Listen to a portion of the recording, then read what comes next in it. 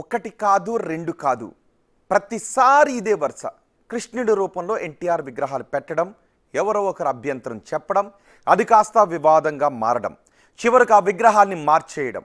ఎన్టీఆర్పై అభిమానం తప్పు కాదు, కానీ ఎన్టీఆర్ విగ్రహం పెట్టడాన్ని తప్పుబట్టట్లేదు. కానీ ఎన్టీఆర్ని ఎన్టీఆర్ లాగే అభిమానిస్తే బెటర్ అనే చర్చ జరుగుతోంది. గుంటూరు విగ్రహ వివాదంతో నేర్చుకోవాల్సింది ఏంటి?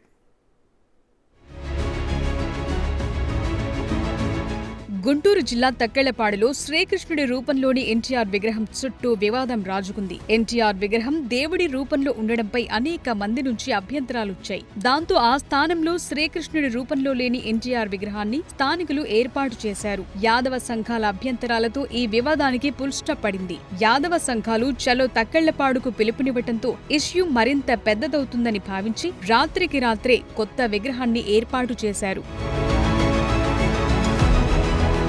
తక్కెళ్లపాడులో టీడీపీ నేతలు, ఎన్టీఆర్ అభిమానులు శ్రీకృష్ణుడి రూపంలోని ఎన్టీఆర్ విగ్రహాన్ని ఆవిష్కరించేందుకు సిద్ధమయ్యారు. దీనిపై భారత చైతన్య యువజన పార్టీ ప్రెసిడెంట్ రామచంద్ర యాదవ్ అభ్యంతరం తెలిపారు. యాదవులు, హిందువులు ఆరాధ్య దైవంగా భావించే శ్రీకృష్ణుడి రూపంలో ఎన్టీఆర్ విగ్రహాన్ని పెట్టడం అవమానకరమన్నారు. ఈ విషయమై బీసీవై పార్టీ, అఖిల భారత యాదవ మహాసభ ప్రతినిధులు పెదకాకాని పోలీస్ స్టేషన్లో ఫిర్యాదు చేశారు. అయినప్పటికీ విగ్రహం చేతిలో వేణువు లేకుండా, కిరీటంలో నెమలిపించం లేకుండా టీడీపీ నేతలు విగ్రహాన్ని ఆవిష్కరించారు. దీనిపై బీసీవై పార్టీ ప్రతినిధులు అభ్యంతరం వ్యక్తం చేశారు. దాంతో ఆ విగ్రహాన్ని మార్చేసి ఎన్టీఆర్ నిజమైన రూపంలోని విగ్రహాన్ని ఏర్పాటు చేయడంతో వివాదం సద్దుమణిగింది.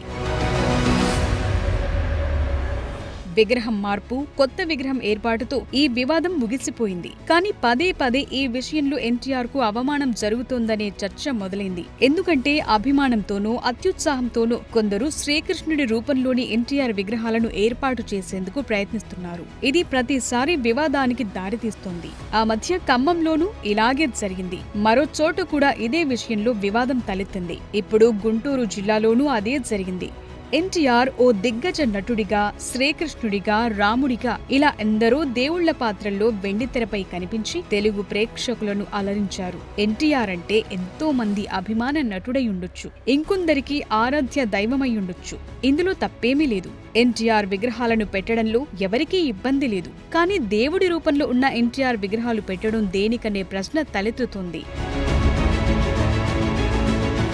అంతగా మీకు ఎన్టీఆర్ విగ్రహాలు ఏర్పాటు చేయాలనుకుంటే నిజమైన ఎన్టీఆర్ రూపంలో ఉన్న విగ్రహాలనే పెట్టుకోండనే వాదన బలంగా వినిపిస్తోంది. అంతే తప్ప ఇలా చేసి ప్రతిసారి ఎన్టీఆర్ ని అవమానించొద్దంటున్నారు. దేవుడిని దేవుడిగానే చూద్దాం, ఎన్టీఆర్ ని ఎన్టీఆర్ లాగే అభిమానిద్దాం. అంతకు మించి ఎన్టీఆర్ నే దేవుడిలా మార్చి విగ్రహాలు చేయటం, దాని చుట్టూ వివాదాలు, అభ్యంతరాలు తలెత్తటం లాంటివి చూస్తుంటే ఇది నిజంగా ఎన్టీఆర్ కు జరుగుతున్న అవమానమేననే చర్చ జోరుగా సాగుతుంది.